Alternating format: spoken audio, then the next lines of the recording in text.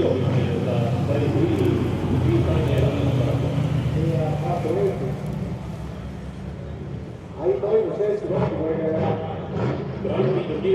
Tiidud olukorda üle ja Krepp oli täpselt, et Kristjan Klemet oli täpselt võtnud flipikpointi, kui Raitena pisut lükkas. Ei teinud Kristjan veel selline välja ja jättis sõitu.